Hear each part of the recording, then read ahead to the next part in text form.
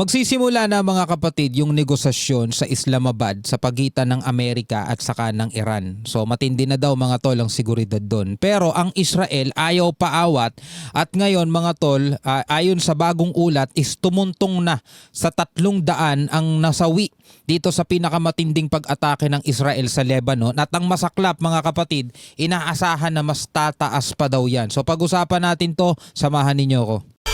I'm just a young nigga chillin' on it. First time I seen ice was a Again mga kapatid, bilang mga Pilipino, gusto ko lang ulit sabihin sa inyo na hindi natin kailangang sumuporta sa kahit na sino man, kahit na kanino mang panig. Tayo'y nanonood lamang ng mga balita at tayo'y nandirito sa Pilipinas. Meron tayong sariling problemang kinaharap.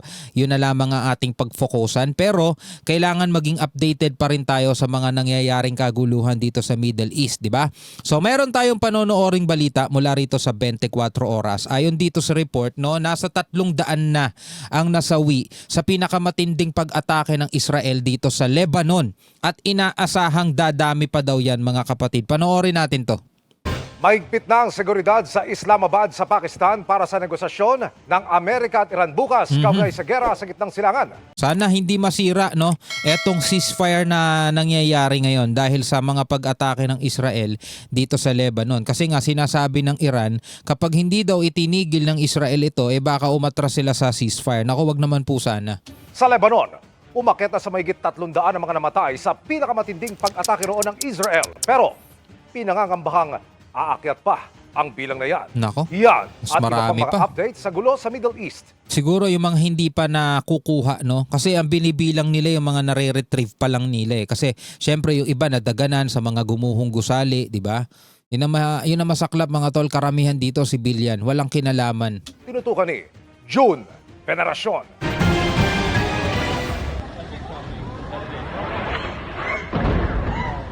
Ilan lang ang mga pag-ataking ito sa itinuturing na deadliest strikes ng Israel laban sa grupong Hezbollah sa Lebanon. Matapos sabihin ni Israeli Prime Minister Benjamin Netanyahu na hindi ito kasama sa ceasefire.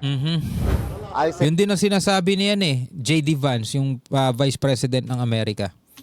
Benjamin Netanyahu na hindi ito kasama sa ceasefire. Ayon sa Health Ministry ng Lebanon, umabot sa mahigit 300 ang namatay sa bagong pag-atake. Grabe. Pero inaasahang tataas pa ito sa pagpapatuloy ng retrieval operation. Ayan sa pagpapatuloy ng retrieval operation. So marami pa silang makukuha dyan. So inaasahan nila. Nung nakaraan, di ba, 254 ang naulat. So nadagdagan yun mga tol, naging 303 na at inaasahan na mas dadami pa yan.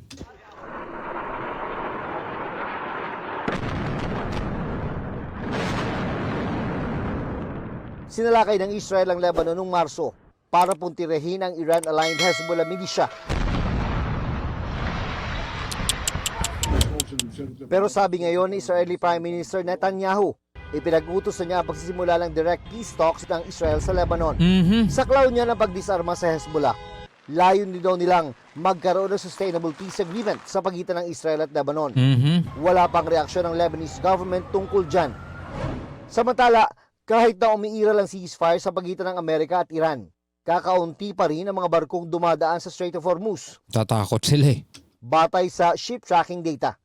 Hindi raw yan ang kanila na pagkasunduan ayon kay US President Donald Trump. Sabi ni Trump, Iran is doing a very poor job, dishonorable, some would say, of allowing oil to go through the Strait of Hormuz. That is not the agreement we have. President Donald J. Trump.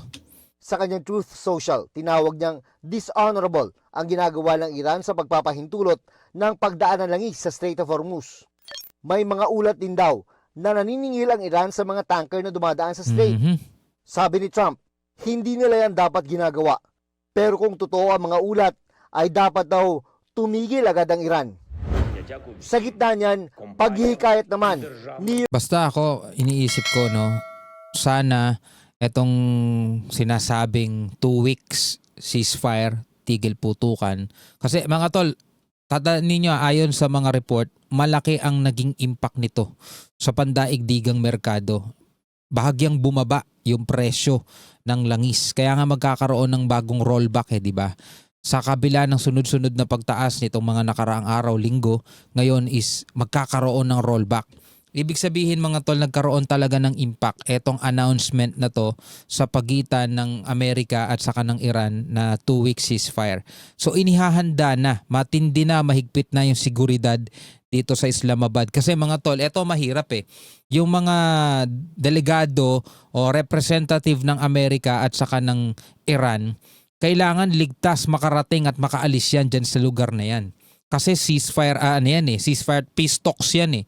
Kung sakasakaling merong mangyayaring masama o merong manggulo dyan sa lugar na yan at may masawi o may mapahamak sa mga representative ng Amerika o ng Iran is panigurado pwedeng pagsimulan yan mga tol ng panibagong serye na naman ng bakbakan mga tol na talagang alam natin kung anong pwedeng mangyari at maaapektuhan talaga pati ang ating bansa, di ba? So matindi ngayon ang seguridad diyan. Sana dito sa mangyayaring pag-uusap is maplansya na nila ng maigi yung peace talks, yung negosasyon na yan at sana matigil na etong kaguluhan dyan. Bagamat sabi nga ni Trump, hindi niya paaalisin etong kanyang hukbo na nakaposisyon malapit sa Iran kasi nga, syempre, hindi pa rin tapos yung kasunduan eh. No? So mananatili sila dyan para whatever happen daw at kung sakaling hindi maganda ang resulta ng negosasyon na yan is nakahanda pa rin sila. No? Talaga nandoon pa rin yung tension mga tol, nandoon pa rin yung init. Ukrainian President, So panoorin natin. sa gitna niyan, paghihikayat naman ni Ukrainian President Volodymyr Zelensky kasunod ng ceasefire, i-reimpose ang Russian oil sanctions. Bukas Reimpose, ibalik ang Russian oil sanctions, sabi niya ganun. Kasi nga mula nung nagsara etong Strait of Hormuz, bahagyang tinanggal yung sanction sa mga langis na galing Russia. So pwedeng bumili ulit ng langis dito sa Russia. Yung pinambibili ng langis sa Russia, mga tol, yun naman yung ginagamit ng Russia para pondohan yung kanilang sandatahan na ginagamit naman nila ngayon para bakbakan etong Ukraine. So malaking dagok yan mga tol dito sa Ukraine dahil panibagong kayamanan ulit yan kay Putin na pwede niyang gamitin para durugin itong Ukraine. So ngayon, sinasabi ni Ukraine President, since na may ceasefire dyan at bukas ang Hormuz, ibalik nyo na ulit yung sanctions dito sa Russian oil. No? Sabing gano'n ng Ukrainian President. ang negosasyon ng US at Iran na President Volodymyr Zelensky kasunod ng ceasefire, i-reimpose ang Russian oil sanctions. Bukas na ang negosasyon ng US at Iran na gaganapin sa Islamabad, Pakistan. Hinigpitan ng seguridad sa kanilang red zone kung saan matatagpuan ang top government buildings.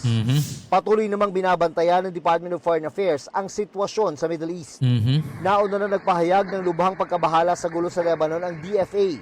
Pero kinumpirman nilang wala namang Pilipinong nasaktan doon. Grabe oh. June Veneracion, Yan yung mga bagay na hindi natin gustong masaksihan dito sa Pilipinas mga tol, no? Ay nako po, ang ating daigdig ay talagang sobrang napakagulo, 'di ba? Well, ang lahat naman ng ito ay hindi naman natin dapat ikagulat kasi ayon nga sa banal na kasulatan, kung ikaw ay nagbabasa ng Bible, 'di ba? Pinagpauna na 'yan nung dati pa, nung unang panahon pa. Mangyayari at mangyayari 'to. Makakarinig ka ng mga alingaw-ngaw ng digmaan, titindig ang bansa laban sa bansa, kaharian laban sa kaharian, magtataggutom, lalaganap ang salot. Lahat 'yan mga tol eh. Bagamat hindi pa daw 'yan ang wakas, pero ito'y panimula na ng sakit tulad ng babaeng manganganak.